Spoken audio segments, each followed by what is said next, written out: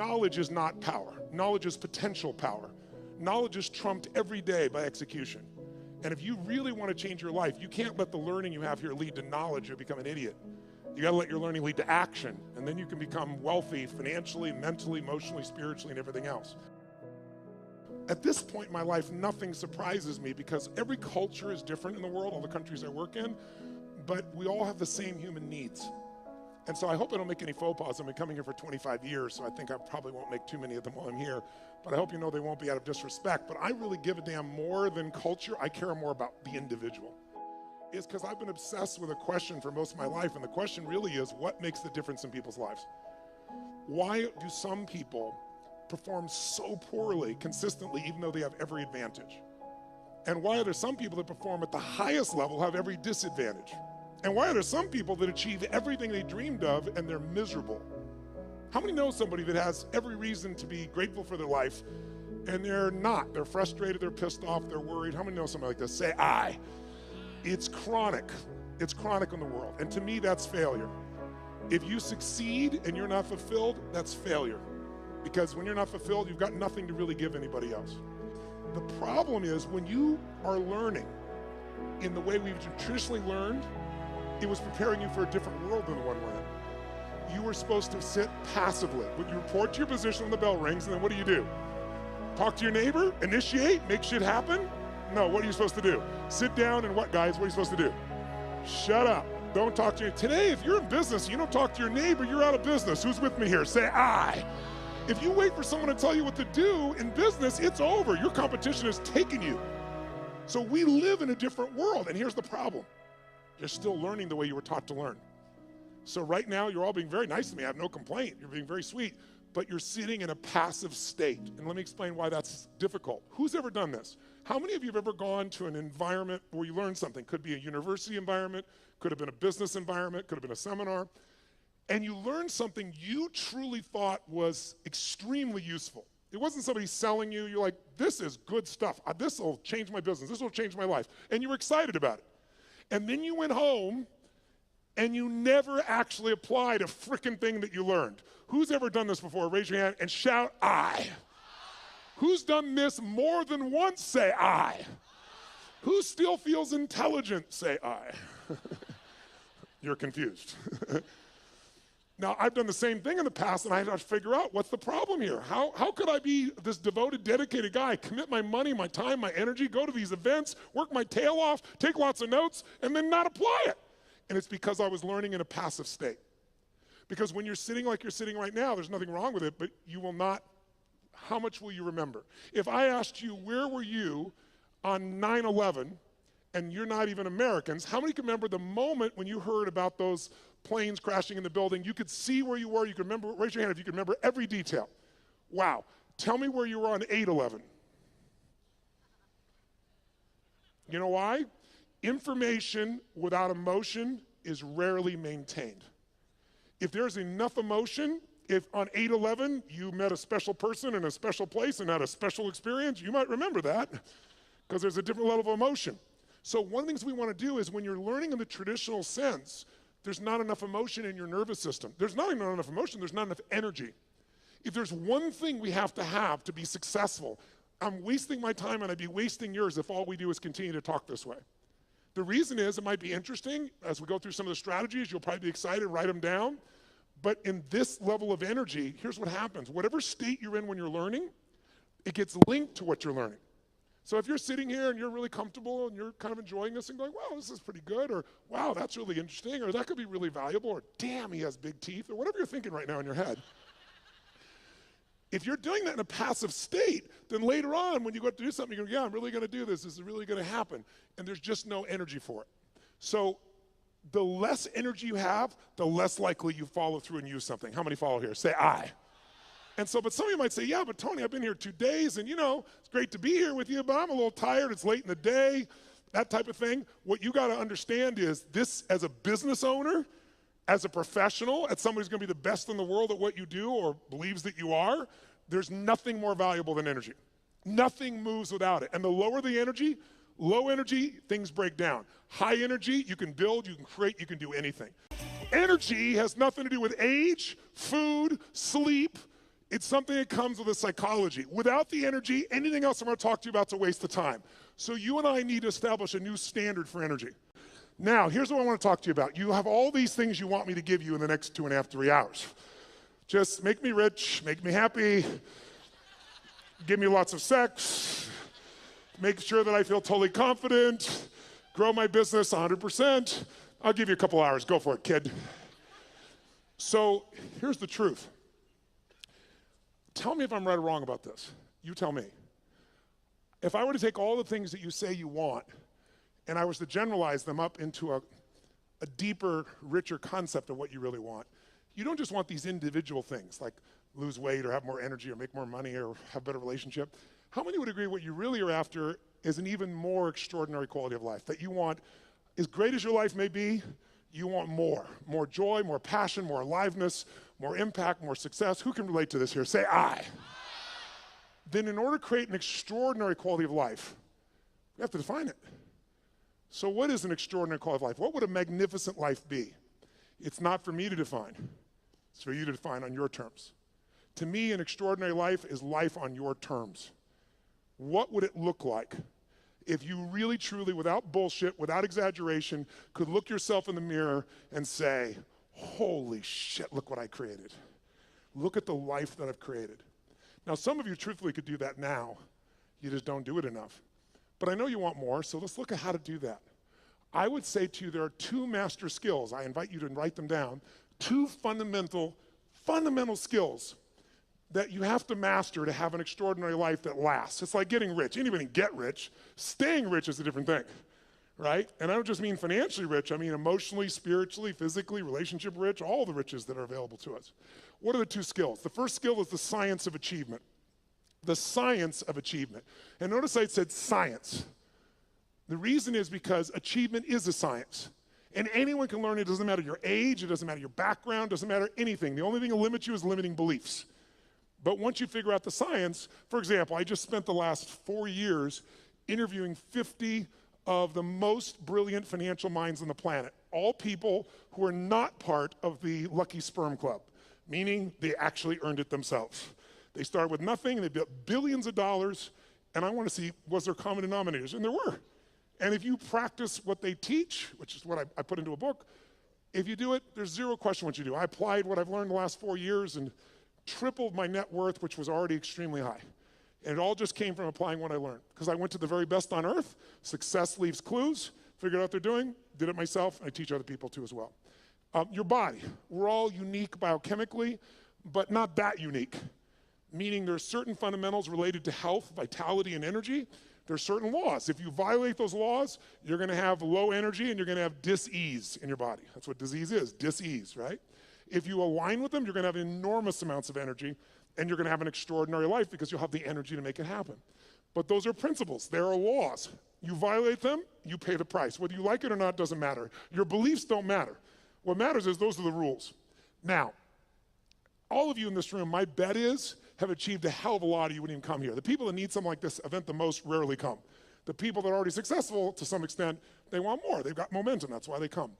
But let's point out real fast what does it take to achieve. I want to give you what I believe, and you tell me if this is right or wrong, and maybe the best way to do this is to measure it. So I want you right now to think of something that you've achieved in your life that once seemed difficult or impossible to you.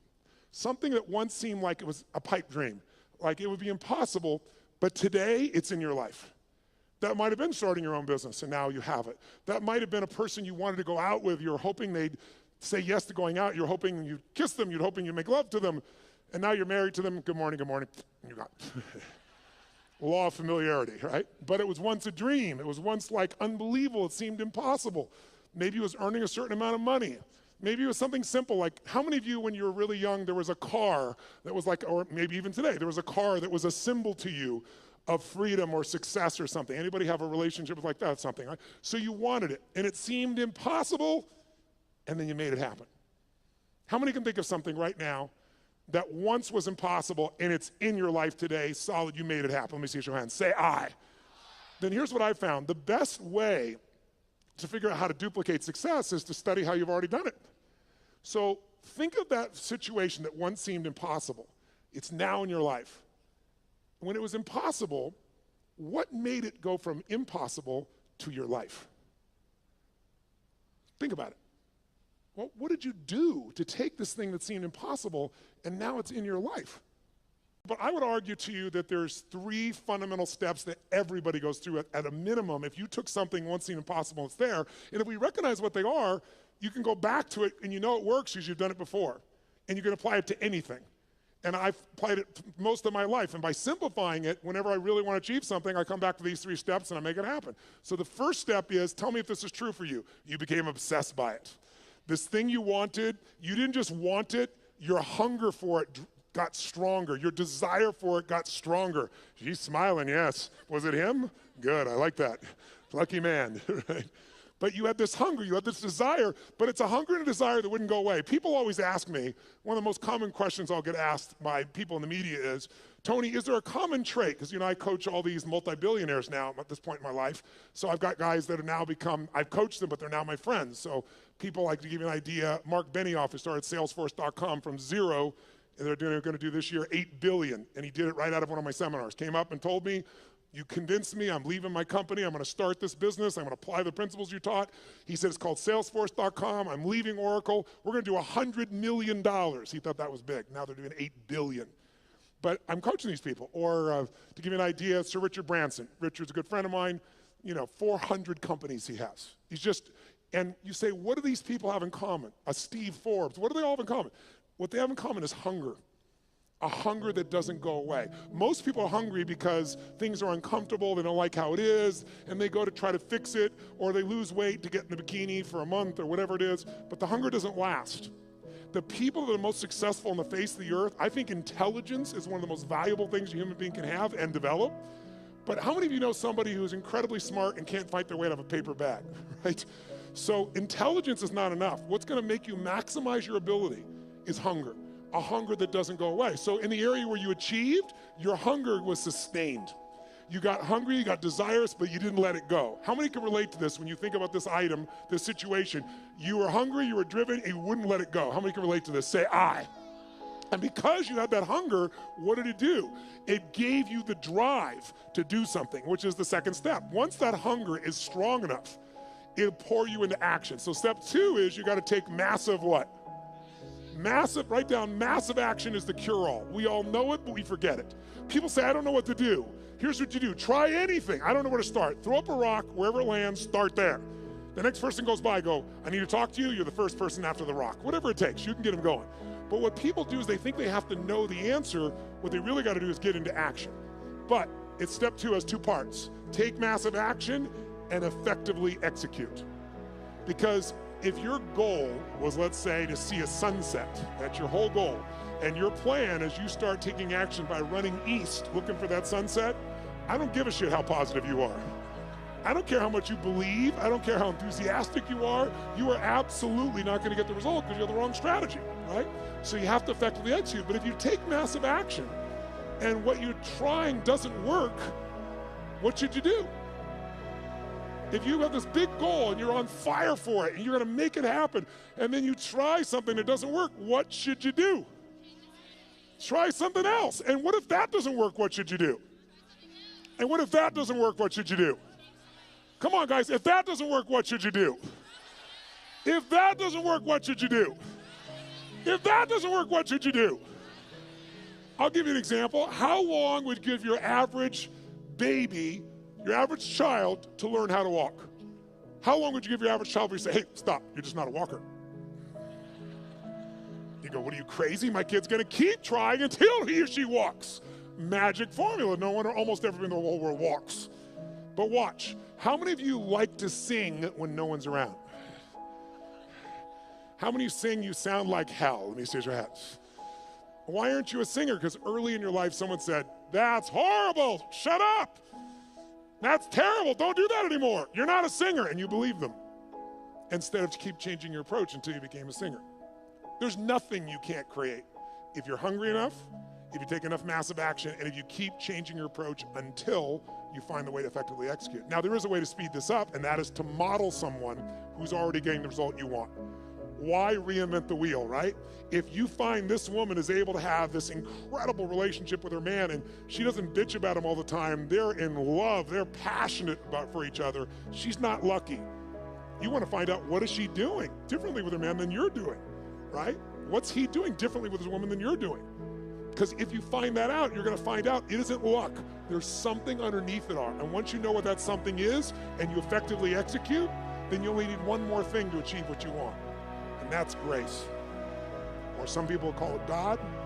Some like to call it luck. But there is an amazing thing I've learned in my life. The harder you work, the more focused you are, the more committed you are, the more flexible you are, the more grace tends to come to you. And the more you acknowledge grace in your life. That no matter how hard you and I work, there's still grace that we've been born in this time in human history. I mean, there wasn't a better time in your life or any lifetime to be an entrepreneur than there is today. There's more resources available at your fingertips, it's in your pocket, for God's sakes, than ever existed in the history of the world. And it's going to change every aspect of your life, and you want to be ready to take advantage of that. But it's really hard to take advantage of things when you're busy not noticing all the grace that already exists. I found when you acknowledge it's there. Who can align with this? Who's ever felt that sense of guidance or grace in your life?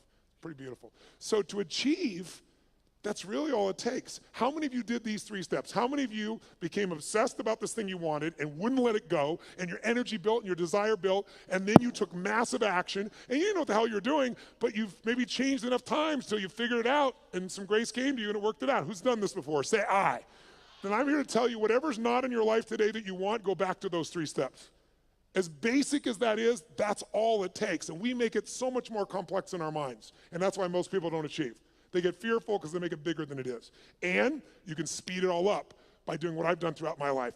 Go find someone who is the best in the world at what they're doing and suck out of their brain whatever they know. But there's a second key lesson. Because how many of you have ever done this? How many of you have ever achieved a goal that you worked your tail off to get to, and then you achieved the goal, and your brain said, is this all there is? Who's had this experience before? Say I. Isn't that a brutal experience? I'd rather fail because, if guys like you and I, ladies and gentlemen in this room, were to fail, you don't accept failure, right? You just get up and try something else. So failure is actually better because you could still succeed. When you succeed and you're not happy, now you're what I call technically screwed. That's demoralizing because you worked your guts out and you achieved it and you're still not fulfilled. So the second lesson, I believe, is even more important. And this lesson, if you can take it home tonight, I'm telling you, will change your life more than anything else I know. And I know it from 39 years of working with people, including myself. The second lesson is you must master the art of fulfillment. The art of fulfillment. And that sounds so basic, doesn't it? The art of fulfillment. But notice I didn't say the science of fulfillment. Why? It's not a science. You know why? Because what's going to fulfill you, my dear, you and you, even if you're dear friends or family, is not the same. Fulfillment's an art. If you want to know what fulfills people, look around this earth. You got to find what it is that will light you up. Because otherwise you achieve and you're not fulfilled. As I said earlier, success without fulfillment is the ultimate failure. You think that if you achieve, you're going to be happy. And I'm here to tell you, you got to happily achieve. And that sounds just like changing one word, but it's a different life. And in order to do that, you have to decide that fulfillment is even more important than achievement. And by the way, you don't have to choose. When you're really fulfilled, you tend to achieve more. But if you're going to be fulfilled by something in the future, and you can't find ecstasy in this moment, you won't find it in the future. More money, more accolades, more acknowledgement, more love, more alcohol, more sex, more whatever it is, it's not going to give you more ecstasy in the future if you can't find that ecstasy now. It's the most important decision of your life you could make today, and it could be worth the entire 2 days times 1,000. The most important decision that I'm offering you to think about making today, the most important decision in your life, what would it be? Some would say, who you're going to marry. And I wouldn't disagree with that. That's probably one of the most important things in your life. Who you're going to spend time with is who you become. And if you pick the wrong person, life is a bitch. Or you marry him or her, right? And if it's the right person, life can be magnificent. But as important as that is, and I've made the wrong choice initially and the right choice for the last 17 years, my wife's been the greatest gift of my life. I thank God for every day. But I'm telling you, even more important than that decision. Because Your husband or wife or your boyfriend or girlfriend could go away. They could die. They could get cancer. They could leave you. They could divorce you. You're not in control. We all have the illusion of control. We have influence, not control. Not when it comes to other human beings. The only thing we control is what we think about, what we focus on, what we feel, and what we experience. The most important decision of your life is deciding you will be happy no matter what. Because unless you do that, you won't be. And I can tell you achievement is common. Happiness that is sustained is not. If you want to be an achiever, here should be your new goal: to achieve the highest level of daily happiness that any human has ever experienced. Because if you do that, you'll be the ultimate achiever. You'll dwarf everyone else, and you'll achieve as well. So I'd like, in the short time I got left, to do two things with you. I'd like to give you some tools, more tools, for changing your states. You live in a beautiful state. How many like to do that? Say aye. Now, I know many of you, about 35 or 40% of you, came here primarily with the idea of business and business opportunities. So why am I talking about these items? How many of you, your business is like an extension of your identity? Let me see a show of hands. Or it's like your child. How many can relate to that, right? And how many of you have some children that need some correction? And so I do literally a 5-day total immersion on business. So I'm not holding back, but in 3 hours, I'd be sprinkling it. But I'd like to plant just a couple of seeds with you. And there's a unique opportunity that I'll tell you a little more at the end that the Australian government has created, that if you're an Australian citizen, who's an Australian citizen here? Awesome. You can go through my business mastery program and my Unleash the Power Within. One affects your psychology, one does every aspect of business. My promise out of the business mastery program is simple. If you don't have $1 million of value out of day one, you can leave on that point. You can even take your notebook with you. Nobody leaves. I've been doing this. I help people grow their business 30 to 130% like clockwork. And I'm talking about businesses like a company called HomeX, the largest home builder in Mexico. They directly relate to us. $750 million of increase in the last 24 months. Or a chiropractor's got 2 members of his staff, an army of 2, and he's doubled his business in the last 9 months, right? That's what I do. My greatest skill. And how do I do that? It's like how I've built all these businesses, but it started with one understanding that I want you to have, and it's why I focus today on achievement and fulfillment, because if you look at any business and you want to know what the chokehold is on the business's growth, it's always the owner. It's always the leader, because the chokehold is in the form of your psychology and your skills. And I would say to you, jot it down, 80% of success in business is psychology and 20% is mechanics. Now, don't get me wrong. I'm a big believer in strategies, because I know one strategy can save you a decade of pain. One strategy can make you $1 million. But if you have the strategy, how many have had lots of strategies in the past and then not followed through? Who's done this before? Say aye. That's why your psychology is the most important part. So I'll give you the details at the end, but I want to plant the seed with you. If you want to grow your business, you've got to grow. There is no business that's going to grow dynamically and consistently and give you huge levels of financial and emotional and spiritual rewards without you growing. But you have to have a way to do it that's disciplined, that gives you both the psychological change but also the skill change. Some people do have a great psychology, but they know how to make a great product or service, but they're terrible at marketing. And today, by the way, does the best product win in the world we live in today? Yes or no? No. Which product wins? The best marketed product wins. Now, long term, the best product and the best marketing wins. That would be in the past Apple. I say the past because they're slipping a bit, because they've stopped innovating at the same level they used to. But the bottom line is, if you have incredible product or service and you have incredible marketing, you're going to win. But we live in a world with shitty products. Who's ever seen someone who's a product far inferior to your own product or service, and they're making more business than you are? Let me see your hands here. Say aye. Today, is it easier to market or harder? Which one? Which one? It's easier and it's cheaper, but it's less effective. The reason is, 15 years ago, I don't know what the numbers are in Australia, but I know what they are in the UK, I know what they are in Germany, France, and the US, and it's identical numbers. About 15 years ago, it would be 16 years ago now, they did the study, and they found that it took, on average, 4 exposures to a product on average before someone then took action, on average. Does anybody know what it is today, meaning as of last year? 16. 16 exposures on average before someone responds. So today, it's really hard to succeed if you're in a situation where you're trying to market, and what are you going to compare to? Today, people have gigantic budgets. That's why you've seen all these small businesses disappear and more big businesses show up. And how are you supposed to compete with that? The answer is you can, but you have to use a totally different tack. You can't use traditional advertising. You're going to have to learn to master what I teach, which is how do you become the expert in the field so that people come to you because they want to understand what you know about it. Where people seek you out, you don't advertise for them. Because whatever advertising you have, if you're a small business, it's going to be very hard for you to compete with that. And that is for every kind of product you can imagine today, isn't it true? So a lot of people get down and out. It's just because they don't understand. It is so easy in the world we live in today to develop a level of expertise where your marketing is not marketing, it's adding value. If there's one way to become wealthy in business, there's only one way to stay wealthy. Find a way to do more for others than who? Than who? Than anyone else. If you find a way to add more value than anyone else in your category, you will completely dominate that marketplace. And if you keep doing it and you keep innovating and you keep growing, you can go from a tiny little business where everyone else dominated you to where you're the dominant force.